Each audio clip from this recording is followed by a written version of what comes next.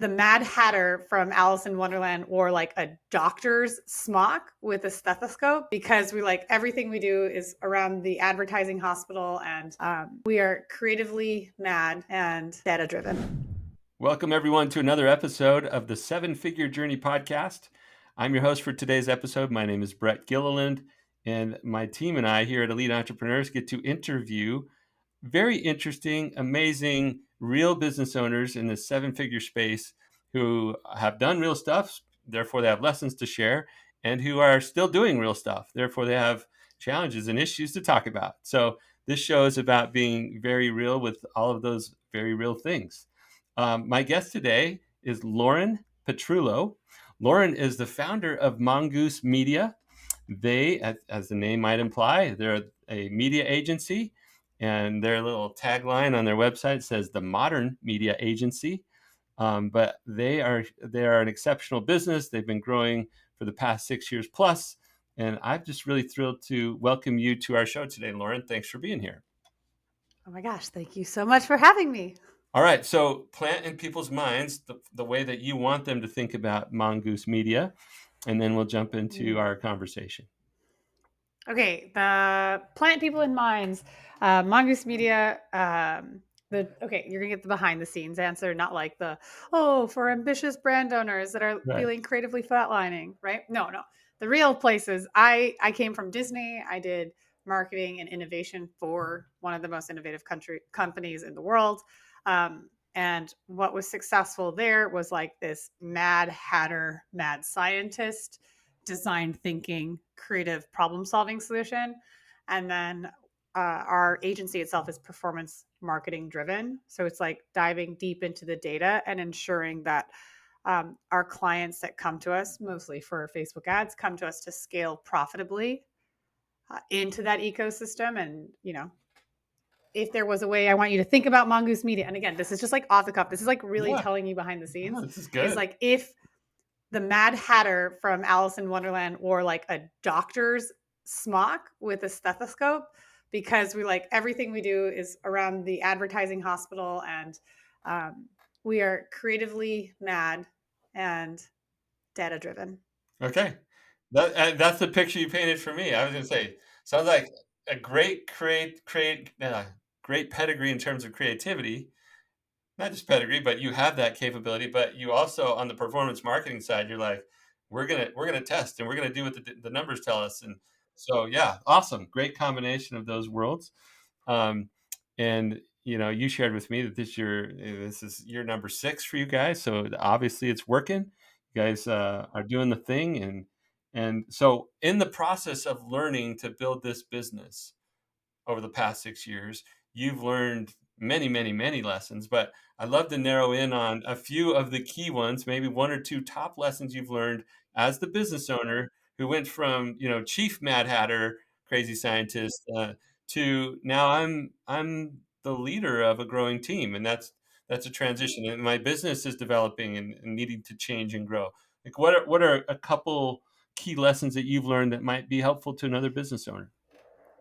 Sure. So in that, like, you're always wearing a lot of hats, but it's definitely become like I'm the banker, I'm the HR recruiter, I'm the resource allocator and strategist, less the doer. I think one of the biggest lessons that I've learned really was taking advice from people that were in places I didn't want to grow to. Mm, Um, and so where I mean that is I've been really, really fortunate to meet like elite business owners that are in the 7 or 8 or even 9 figure space to share what they learned from where I was so that I could get to where they are. And one of the misfortunes I took a few years ago, maybe like a year and a half ago, is I took the advice of someone who was close to where I was and not where I was trying to go. But we both had the same ambitions. And their advice was to actually reduce what we were charging to make us more accessible and more available to small business owners. And so, if you are someone in the service based industry, we do a lot of Facebook advertising, a lot.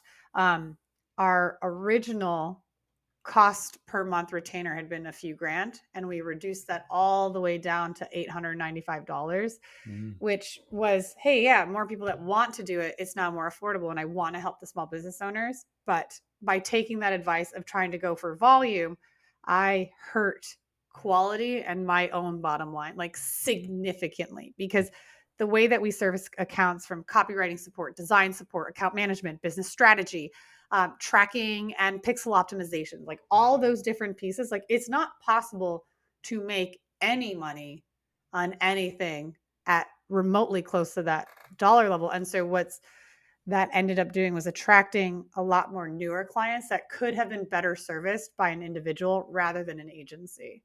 It gave me the stress of pushing on my performance team limitations in how they can move forward, so that we're not bleeding money. We're trying to at least somehow break even costs. Now, the flip side is, for those accounts, and we have a lot of those accounts still, that started at 895 have grown to the 4, 10, or $12,000 a month retainer, which is great. There's profitability. There's a lot more running room. Um, it forced us to scale because we bill on a percentage of ad spend. So like I understood the model, I heard it, it made sense. I wanted to try it. I had a hard time when I was the only person doing sales and intake of telling someone no. And when someone was like, "Oh, but I want to," and them negotiating, I was always negotiating and trying to help someone so that I could help them. And then it just, wow, did it bite me in the butt. Mm. Great lesson. Yeah. So somebody says, "Here, here's an idea, Lauren. I think this is good for these reasons." And obviously we all get the idea that, hey, if I want to pump up the volume and maybe as a lead source, bring them in at this level, but if you can consistently move them up to where they need to be for your business to be profitable, maybe that's one approach. But the volume hurts businesses our size often. Unprofitable volume, let's put it that way. Unprofitable volume hurts any business, but especially at our size, it's like, man, it still takes all the work across all those different things you talked about to even have a shot at providing value to that client. But the margin's just not there to support the infrastructure needed. Anyway, oh, that's painful. Thank you for sharing that. What Sure. what They had good intentions though, Brett. Like, to be fair, Oh, of like course. they it They weren't worked trying for to take you them. down. Yeah. Yeah, and their team model was different. They didn't provide all the additional agency services that we included in our agreement. So that's where it's just the lesson for me was, take advice from people who have at least gotten to where you want to go. Um, and then there's the other component of is, when they take it, do they understand the intricacies of your business? Because just because we were both doing media buying, all the other stuff that we include, they didn't. So all of that other stuff came purely out of my pocket, my profit, and my emotional well-being. And now you've lived to tell us all not to do that. Yeah, that's good.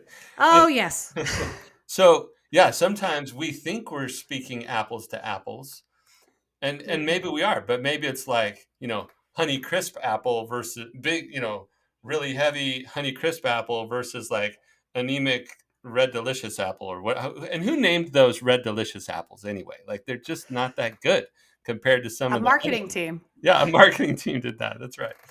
Anyway, so yeah, it's not apples to apples always just because somebody says, here's an idea that's working for me. Let's make sure that it fits with your model, the services you're providing, etc. Okay, great lesson. Anything else along those lines that that you could? Is there another level of understanding, or maybe how you've recovered from that, or how you've, Mm. I don't know, what do you do now to make sure that you're not in that place? Well, I mean, again, transparency, I don't mind. Our minimum is $5,000 a month. And we have a 6-month minimum commitment. And because we say anyone that's working with us for less than a year is short term, and we're not interested in the short term play, Mm-hmm. because we're going to invest so much. And we've got lots of case studies. We've taken many brands from 2 million a year to 20 plus million a year within 2 years. It's like this power of two. I don't know how that's happened so many times, but it has. Um, and so for one, out the gate, we're just super clear on, in that precursor, if someone is a good fit for us, before we tell them how we can be a good fit for them, like that if pre-framing has been if you're at a place where you're doing at least 2.5 million a year, if you are investing $15,000 a month towards your marketing, we could be a really great source for you to scale in a way that, like, that's what we're good at. So that was one way to do it. I would say another component that is relatively new, like a lesson I learned before, was a similar thing. I took advice from people that weren't where I wanted to go and hadn't yet at least achieved that 7-figure mark per year in their agency sales. Like, a lesson I learned was people were like, don't use Stripe, don't use Thrivecart. So I spent more time trying to catch invoices to save that 3% because people were like, "Oh, I hate it. I hate it." I was dropping dollars to pick up pennies Mm, and not having automatic swiping, which is now like the best thing I'm doing. I'm having the automatic minimum 5K or whichever tier they're on invoice swiped and a second invoice for surplus. Um, like, a lesson I had learned previously was avoiding Stripe, avoiding easy payment cost me tens of thousands of dollars. And then now what we're instituting, like July 1st, we're announcing it to all clients, the like automatic billing will alleviate the chasing, because we have invoices outstanding that are worth a house, and it's a lot. So as a business owner, and how that's graduated is my risk tolerance and what I'm managing has become so much wider. mm, So, it's yeah. always stuff to, I'm just being transparent. No, it's fantastic. That's the value in these conversations. This when somebody says this is how it is, yeah, that speaks to our audience for sure. Early in the conversation, you mentioned a few key roles that you have now at this stage of the business, and I'm going to put my words to it. But I heard you say, really, I got to make sure that the vision or the intentionality is clear. Everybody knows what we're doing, how we're getting there, why we do all this stuff. Like that's got to be clear. You talked about hiring the right people or like building the team, getting the right folks involved, and then I call it get the resources. You're like, I'm the banker, the finance, like I got to make sure the runway's there, right? So those three roles, like setting the vision, build the team, get the resources, and interestingly, what you just shared is all about let's make sure the resources are intact. Actually, both those sharing points was about the financial effect of some sharing from other people, right? Of not being clear about how it affect your business, and that's a key role that we have to play. We can't just be the expert in our craft. We got to be the ones thinking about the model, how it works, the implications of some of these strategic decisions, so that it doesn't bring our business to its knees unintentionally. So, anyway, awesome stuff. Let's shift gears, Lauren.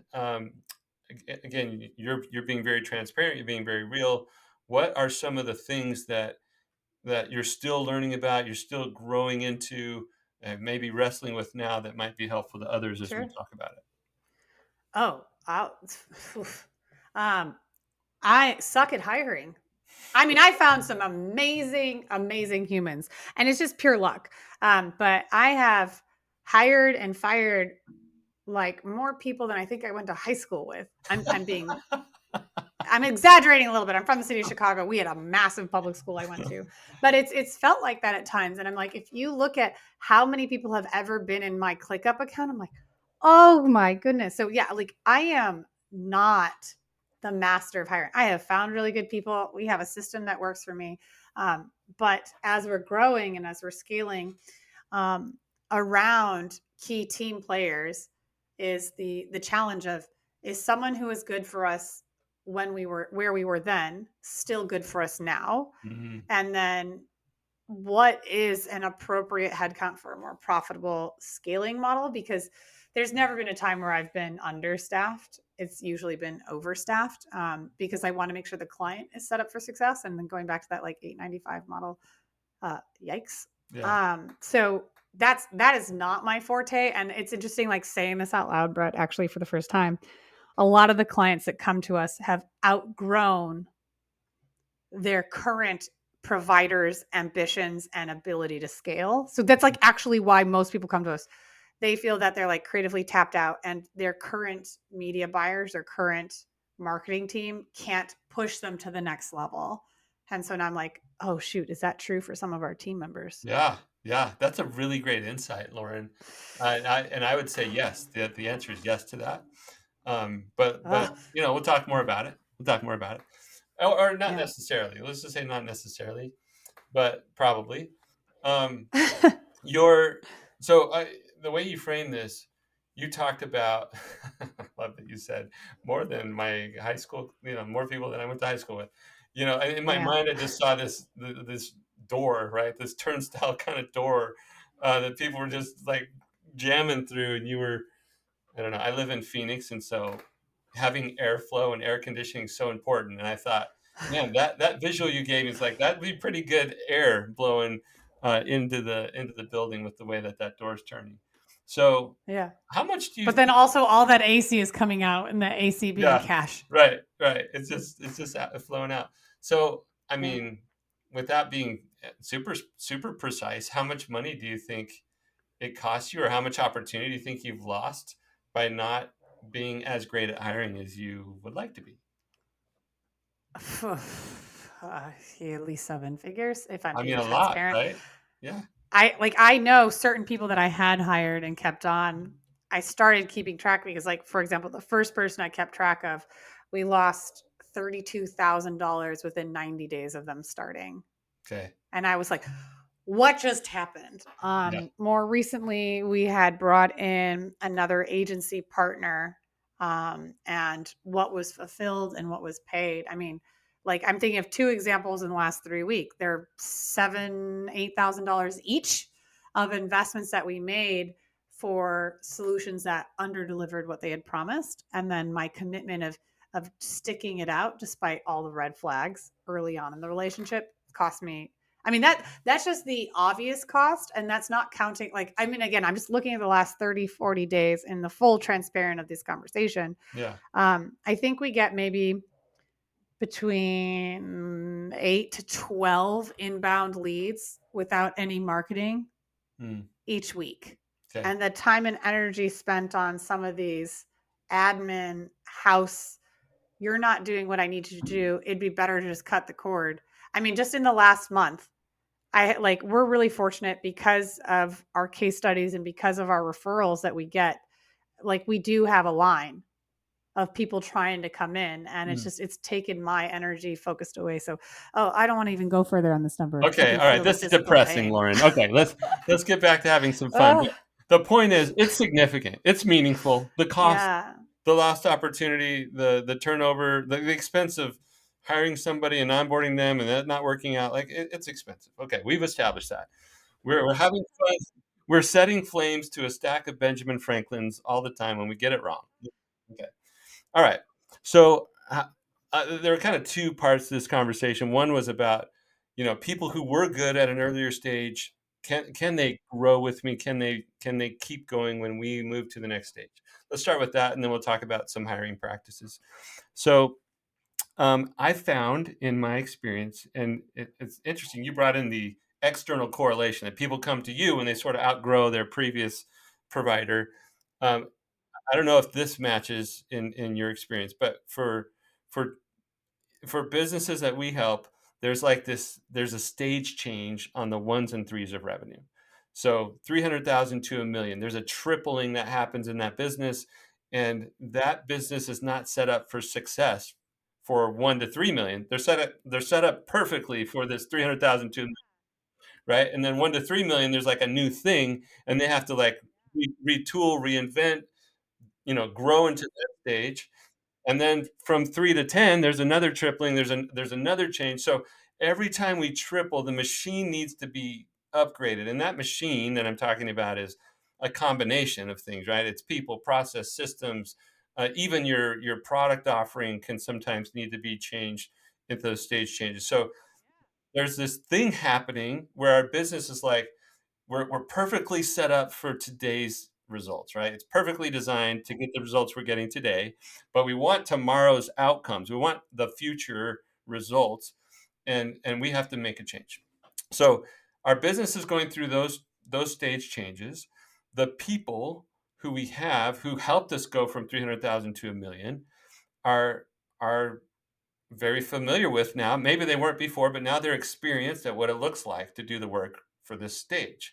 And then we're trying to level up, and they don't necessarily know what the, I'll use a technical term, what the normative model is for the work from 1 to 3 million. And so if they don't know what it looks like to go there, it's sometimes hard for them. It's like, I don't know, it's maybe it's like putting your, I don't know if you have children or not, but it's like putting your younger child from, the rules of elementary school and plopping them into junior high and saying good luck, which we do to our kids all the time. And it freaks them out and they're traumatized, and some are successful with that, but many are like, those were the worst years of my life. And then they go on to high school. It's another set of maturity, another set of social interactions, another set of challenge, right?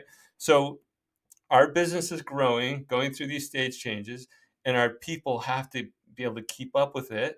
Or or the way our organization is building out, maybe there's a media buyer today that becomes a junior media buyer for that next level, and you bring in somebody who knows what that next level thing is, but they can still put that skill set to use effectively, efficiently in the team, but maybe that person isn't equipped to lead that team or that function or that thing that they used to do just fine at the lower level. So there are stages of business, um, especially for leaders. It's hard to have them growing through more than a couple of stages.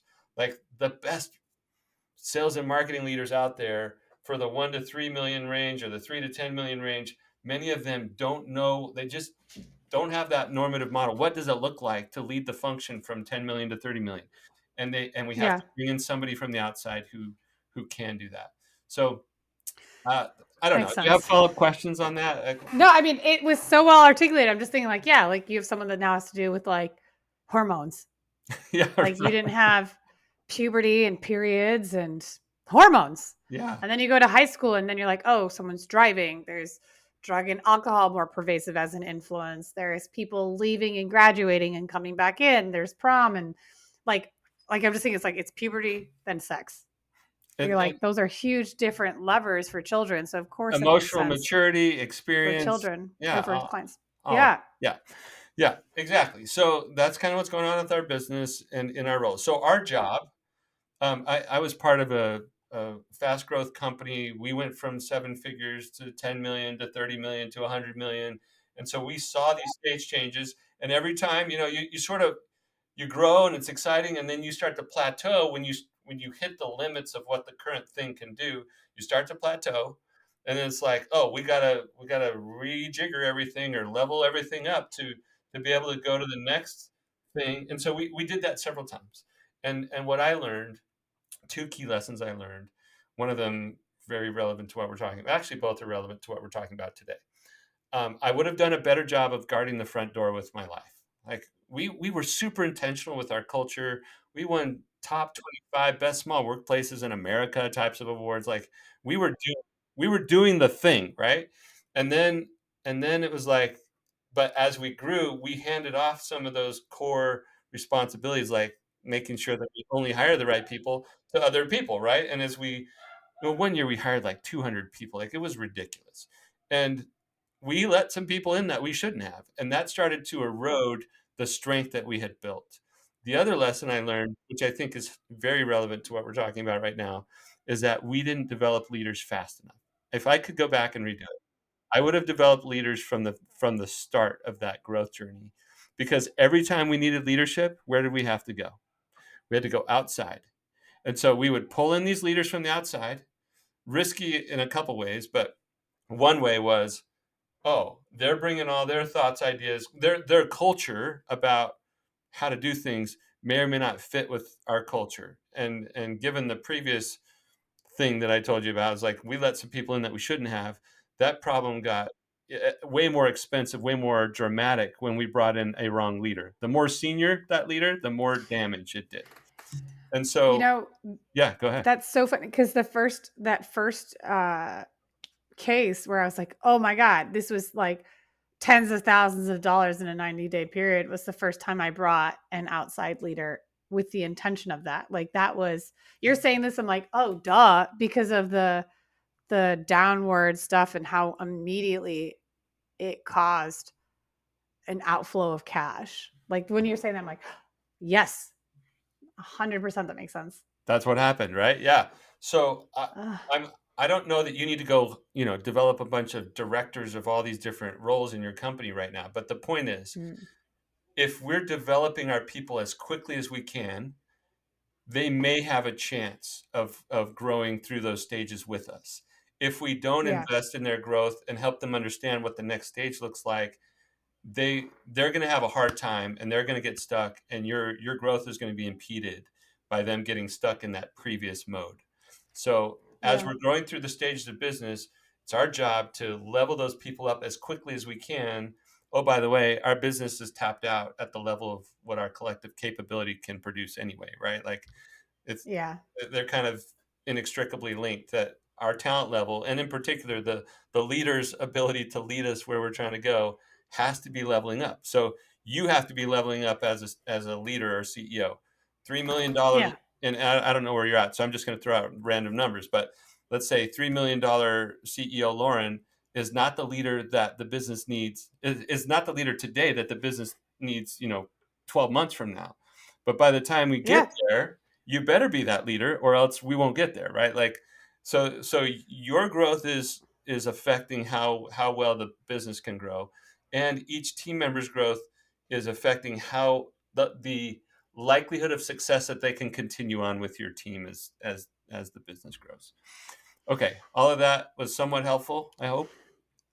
Yeah, yeah, yeah. I'm just like the when you're saying that like future pacing, it's almost like, do I write? I mean, I don't journal, and I know you're supposed to, but it's like, hey, who I am in 12 months from now, being like, hey, this is where I am. You got to catch up to me.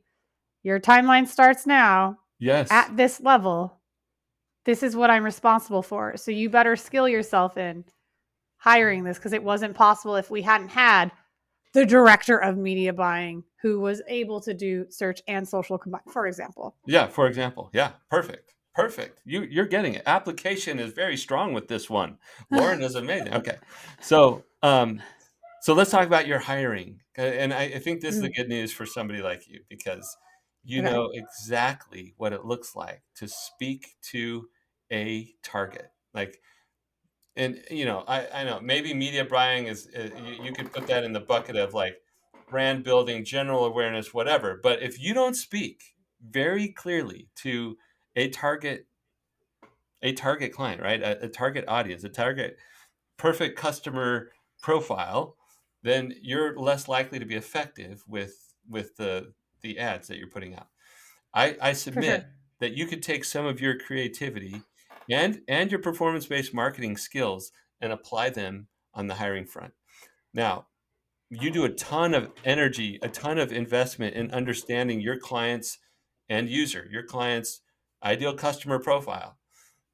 If you Yeah. use those same muscles to understand the perfect person for the role that you have, and you were to write copy for that person, it wouldn't be Yeah. the help wanted cobbled together job posting that No. you're likely doing today, right? Yeah. Not, I mean, when you say it like that, it's like, oh, duh. I mean, because again, in the certain, like, when it's the if on the pre framing call, it's like, if you're a good fit, it's like you're someone that like intentionally pushes outside the box. I don't think I articulate that well at all. I just usually, oh, transparently, it's okay. You know, we who I am today, the only person better than who I am today is who I am tomorrow. So the person tomorrow might be like, hey, don't just go and copy and paste someone else's job resume to find a person that's a good fit for someone else's job. That's right. By the way, all they did was put out a help wanted sign too. They didn't even put a lot of thought Yeah. and energy into that. Now, you might have found one that was like, "Oh, that sounds like some intention went into that. That sounds better Yeah. than other ones," but it's still not you. It's not Yeah. It's Mongoose. not. So you have It's to not. create this thing. You're not looking for a person. You're looking for the person. And you're Yeah. writing to that person. I love that, and our listeners are going to get tired of me saying this because in the last few days I've used this example multiple times, but that's okay. It's they won't I listen to all haven't the heard it yet, so That's I'm right. ready. They won't listen to all the episodes anyway. So anyway, I like the bat signal analogy for this, Mhm. right? Gotham City, hundreds of thousands of people, maybe millions of people, but the signal goes out for the person that is needed right then. Yeah. And then other people see it. Like you and I, we might see the signal, but we know that's not for us. That's for Batman. Mhm. So we don't respond to it. But the person that it's for, it's uniquely for them, and they see it and they know it's for them. And so you and us, all of us, need to get better at creating very targeted, very intentional bat signal like job postings that are for the one that we need. And you can think of it as a love letter to the perfect candidate. Use all your marketing genius and apply it to how am I going to find Oh my the gosh. right person. I literally just keep thinking of like the Tinder profiles that are all those apps I'm not good at. I've been happily married for 10 years and haven't had to use those. But it's Yeah. like, how do I make you swipe right on my profile and swipe Yes, swipe me out if that's right. you're not 6 foot tall, just don't even Please, do yeah, not swipe me out. enter. Yeah, I'm not it. Like, Yeah, exactly. but You're even like the love letter, yeah, yes, exactly. So, Lauren, I have some more ideas for you. I'm here. We're gonna get short on time, but let me blast one or two others. So that's Mhm. on the posting itself. Don't no Frankenstein job postings where you just grab pieces from other postings. I Um, feel so seen. yeah, well, you and everybody else. Okay, so don't do Yeah. that. Get Oh, here's what I wanted to say. Part of our inability to I guess, identify that I have the right person in front of me is the Mm. lack of total clarity about what I needed in that person in the first place. So now I'm talking beyond the love language thing. I'm talking about the measurable, like the success criteria for the role. And here's what most of us do. We fall into this trap of like, well, I need a media buyer. Everybody knows what that means. Well, the right people they know what that Yeah. means. So we just say media buyer. But we need to get better at saying the box on my org chart says media buyer. But why did I choose to organize work in a way that I need this role? What is the measurable thing that I need out of that role? And I Yeah. like to choose no more than three. The first Okay. most important thing I need out of that role, the second most important, and the third most important. And these are measurable things. This is like result, I don't know, leads for our clients, right? And maybe I don't know what it is in your business, but For or me, I for would say that they've role. managed more than 10 million a month in ad spend. Okay, so like there's an ability to manage at least this much a month in ad spend. And not that you just know how to manage it, but that it's producing these types of results for our clients. Yeah. And that, there's probably some ratio of return on ad spend, right? I know there are these terms in your marketing world, ROAS and stuff like that. So, Yeah. um, you know, amount managed, the return on ad spend, and maybe retention of those clients. Like at the end of the day, are they happy? Are they getting the results? Are they staying with us? Um, Yeah. I don't know that those are the right ones, but you pick the right ones and you put that out there as part of the bat signal because you don't want anybody even coming close to applying for this who doesn't confidently Yeah. say, "That's me. I can do that. That's exactly me." Yeah. Right? Yeah. Like for me, I'm like even going through again, this is the component of like, hey, have you managed at least $10 million a month? Because it's way different strategies. It's like your 1-3-1-3 Yeah. thing. Right. Um, and then for me, the like a biggest one, and I don't signal this out, is like, have you scaled an account to 2x their advertising spend in 6 months? Oh, And what yeah. were those then next steps? Because again, it pertains to that longevity. You've had to have kept an account for 6 months and you had to have at least doubled their advertising spend in 6 months without it being from one single campaign launch, because you might have $100,000 1 month campaign because you're Right. launching a product. Right. That Right. doesn't count. That's exception, not the Yeah. rule. Yeah. So yeah, but you know those things, and maybe you're already asking those Yeah. types of things in an interview. But I want you to get so clear about that up front that the signal you're putting out there includes that Yeah. clarity, because then you don't lose track of what am I hiring for? Because if it's just media buyer and you get excited about the resume, 'cause people would look at your resume, Yeah. Lauren, and say, "She was at Disney. Oh, creative mecca of the world, right?" Like, and then they start to Yeah. get excited about the experience and then they say, "Come in for an interview, Lauren." And then in the interview, they're going to spend the whole time trying to justify to themselves, look for reasons to say yes, because the resume looked good and I don't want to go through Hmm. this a lot. Like I just Yeah. want to be done with this. I want to find the person and go. And Yeah. so we got to get more clear. We got to slow it down a little bit, make sure they really can do the work that's reflected in their resume. Check with previous supervisors or direct reports. Anyway, there's all the stuff that we need to do, but I think the clarity piece and speaking to that perfect candidate will go a long way for you and many others out there. And then gosh, on the affordability, we didn't even get to this yet, but you're this balancing act of like, do I overstaff? Because I'd rather be on the side of having too much capacity than not enough for our client Yeah. experience. So I'm going to introduce the concept to you of revenue per employee. Take your total revenue, go over the last 6 years, total revenue, and map your employee count against it. As the revenue grew, what was the revenue per employee where you felt like we were at the right balancing act between not stretched too thin, but not, but also not too comfortable. Like we need to be reinvesting in the team, but Yeah. not to the point where, that revenue per employee. Here's what will happen, Lauren. You'll see revenue per employee. We're getting efficient. We got the team. We're jamming. It's going up. Then you hire somebody and immediately it drops, right? Because you got a brand new. Oh, The revenue didn't go up yeah. when you hired, so it drops, and then Right. it goes up as they become productive and the client, right, the client engagement goes up. We're like, okay, that's going up and it's comfortable again, and then we hire again. So there's Yeah. this little pattern of up and down, but just looking at revenue per employee should give you a visibility into a number where you go, well, when it's between this number and this number, that means Yeah. we can afford to hire somebody again. When it's more than that, Yeah. then we're too stretched. When it's less than that, we've got too many people on the team.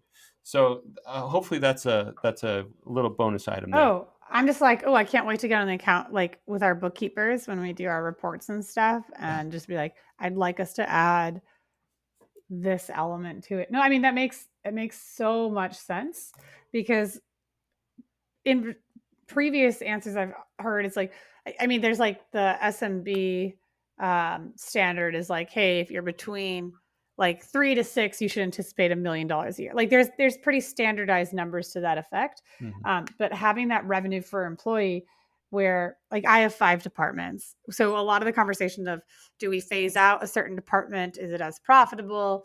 Do we lend those pieces over? Do we go more focused? So a lot of like who's been amazing has grown with us. Specific conversations are about people on the team that are part of different departments that don't have the same growth trajectory as other departments, but having this, um, hey, if we talk about this from a gross level for the current leaders that I have, and then future leaders I incorporate, hey guys, we've hit this new one. Who wants the additional headcount? Or who can make the most with the additional headcount because it's Right. coming? Where do the Present their numbers? case in Hunger Games That's for right. that salary. Yeah. Where do the numbers indicate we should make this additional investment? But Yeah, right now you don't even know if you've hit that affordability point to when is it time to add no another idea. person. Yeah. So Yeah, that'll give you one more little tool to look at. Okay, Lauren, this has been exceptionally fun. If people want to learn more about Mongoose or connect with you on social, how would they do that? sure. So our website is mongoosemedia.us. And then me personally, I'm Lauren E. Petrullo on all the socials. And yeah, I'd love to. Tell me your revenue per employee number.